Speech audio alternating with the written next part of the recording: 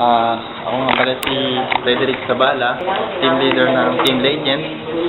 Nandito po tayo sa B-Mobile office kung saan tuturo ko po kayo. Ayan. Ito po yung data center natin kung saan sinisave yung mga profile. Kung nakikita niyo po, madami pong tao.